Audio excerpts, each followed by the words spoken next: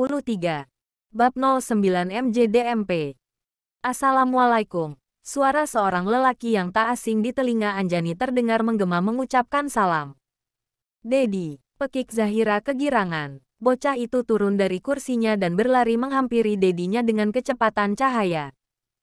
Melihat putrinya berlari menghampirinya, Dokter Ahmad segera meletakkan barang bawaannya, lalu merentangkan kedua tangannya demi menyambut putri tercinta. Kini bocah dengan kecerdasan di atas rata-rata itu sudah berada dalam 134. Gendongan dedinya, menciumi pipi lelaki yang ditumbuhi jambang yang terlihat terawat dan rapi. Dedi, Zahira kangen. Zahira berucap manja. Dokter Ahmad hanya tersenyum melihat putrinya.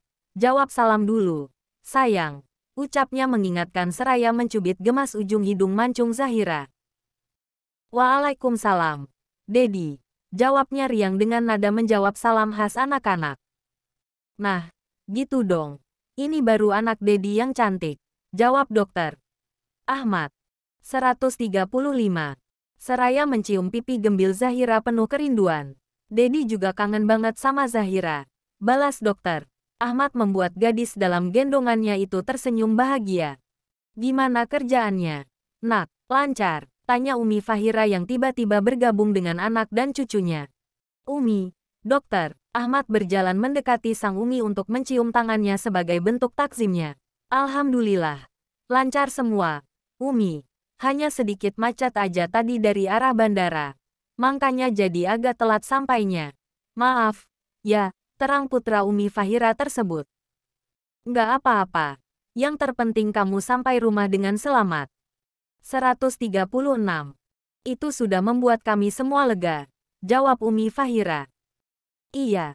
Zahira seneng banget akhirnya Dedi sampai juga. Zahira dah gak sabar mau ajakin Dedi nyicipin masakan Zahira. Celoteh Zahira membuat Umi Fahira terhibur. Ia menyaksikan sendiri betapa sejak tadi cucunya itu sibuk mempersiapkan hidangan untuk menyambut kedatangan Dedinya. Zahira masak? Tanya Dokter Ahmad pura-pura tak tahu. Padahal ia selalu memonitoring aktivitas putrinya melalui informasi yang diberikan Umi Fahira. Hehe, Zahira bantuin Mbak Anjani aja sih, Dat. Baru belajar, nanti kalau 137. Sudah bisa. Pasti Zahira akan masakin Dedi. Jawabnya jujur. Wah, hebat putri Dedi. Ya sudah, kita makan sekarang. Yuk, ajak Dokter Ahmad yang disetujui oleh Zahira dan Umi Fahira.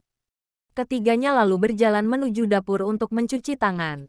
Kemudian segera menuju meja makan untuk makan malam bersama. Sedangkan Anjani yang semula hanya terdiam di sana menonton drama keharmonisan keluarga yang tak lengkap itu segera tersadar dan mengetahui apa yang harus ia lakukan. Anjani berdiri di ujung meja makan, mempersilakan para majikan untuk 138.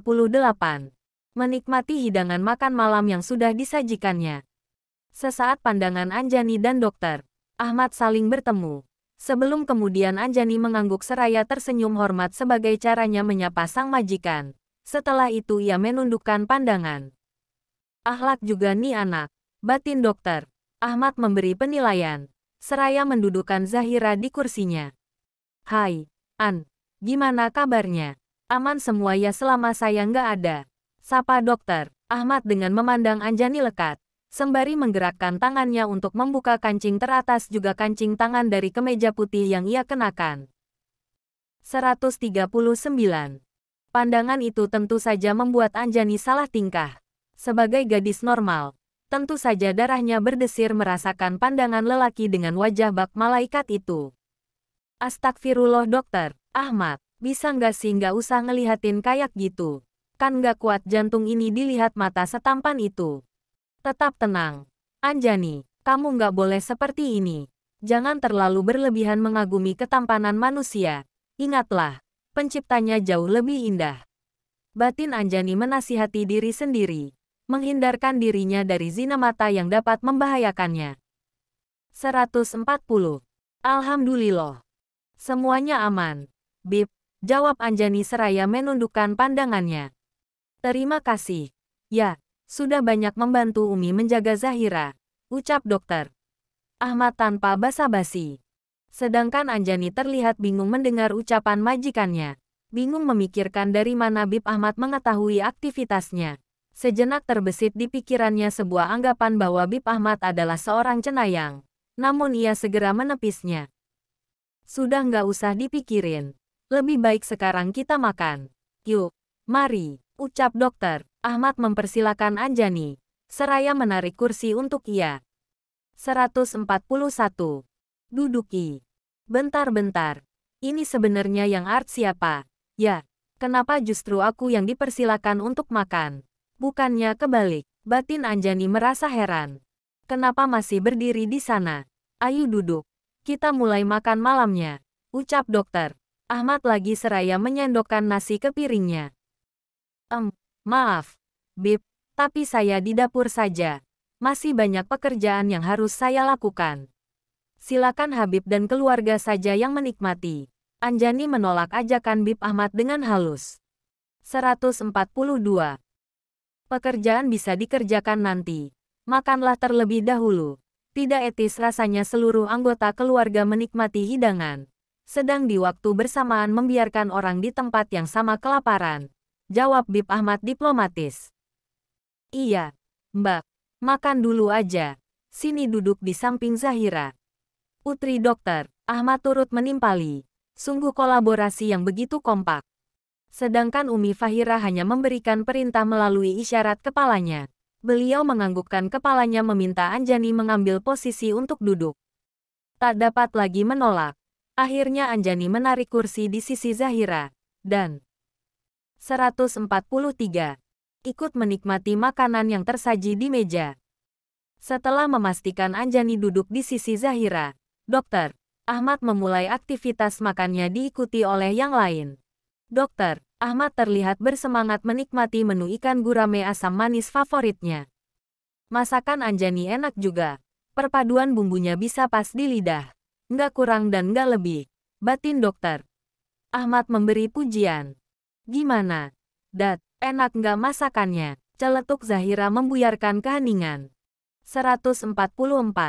Enak banget. Sayang. Makasih. Ya. Jawab dokter. Ahmad apa adanya. Gadis cilik itu terlihat bahagia. Kemudian menoleh ke arah Anjani seraya mengangkat kedua jempolnya. Tentu saja tingkah lucunya itu mengundang senyuman semua orang di sana. Makasih sama Mbak Anjani juga dong. Dat, kan dia yang masak. Pinta Zahira. Iya, sayang. Terima kasih ya. Masakan kamu enak. Saya suka. Ucap dokter. Ahmad tulus memuji masakan Anjan. Entah mengapa hal itu membuat hati Anjani berbunga-bunga. 145. Sama-sama. Bib, jawab Anjani seraya tersenyum. Menampilkan lesung pipinya yang tercetak dalam. Terlihat sangat manis. Mereka semua lalu melanjutkan makan malam dalam keheningan. Menerapkan adab agar tak banyak bicara saat makan. Setelah selesai makan, Dokter Ahmad berpamit lebih dahulu untuk membersihkan badannya. Tetapi, sebelum Dokter Ahmad beranjak, Umi Fahira menghentikan langkahnya. Setelah bersih-bersih kamu ke kamar Umi sebentar. Ya, ada yang ingin Umi bicarakan sama kamu. Pinta Umi Fahira pada putranya. 146. Iya, Umi. Jawabnya yang selalu patuh pada uminya. Setelah itu ia berlalu meninggalkan meja makan. Tak lupa menyempatkan mengusap kepala Zahira. Sayang. Ia selalu melakukan physical touch dengan putrinya untuk membangun bonding agar lebih kuat. Sementara Dokter Ahmad kembali ke kamarnya. Umi Fahira pun melakukan hal yang sama. Sedangkan Zahira memilih menemani Mbak Anjani membereskan meja makan sambil memperhatikan setiap aktivitas yang dilakukannya. 147. Setelah mandi dan berganti baju, Dokter Ahmad segera menemui uminya di kamar. Tak ingin membuat Azimat satu-satunya di dunia ini menunggu lebih lama. Umi, panggilnya seraya memasuki kamar Umi Fahira yang tidak tertutup pintunya. Nak, sudah selesai. Sini. Jawab Umi Fahira yang sedang membaca Al-Quran di ranjangnya seraya menepuk tempat di sisinya. Putranya itu segera berjalan dan duduk di sisi Umi Fahira. Umi menutup Al-Quran di tangannya.